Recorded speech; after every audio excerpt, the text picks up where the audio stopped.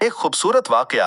एक गुलाम था। एक दिन वो काम पर ना गया तो उसके मालिक ने सोचा कि मुझे इसकी तनख्वाह में कुछ इजाफा कर देना चाहिए ताकि वो और दिजमई से काम करे और आइंदा गायब ना हो। अगले दिन मालिक ने उसकी तनख्वाह से ज्यादा पैसे उसे दिए, जो इसने खामोशी से रख लिए।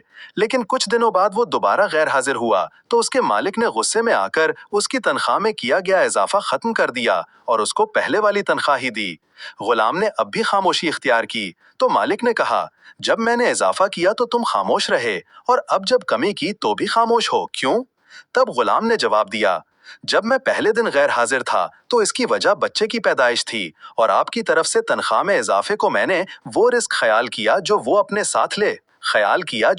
साथ लेके कराया। और जब मैं दूसरी मर्तबा गैर हाजिर था तो इसकी वजह मेरी माँ की वफात भी और आपकी तरफ से तनख्वाह में कमी को मैंने वो रिस्क ख्याल किया जो वो अपने साथ वापस ले गई। फिर मैं इस रिस्क के खातिर क्यों परेशान हूँ जिसका जिम्मा खुद अल्लाह ने उठाया हुआ है। वीडियो पसंद आए तो लाइक सब्सक्राइब कर देना।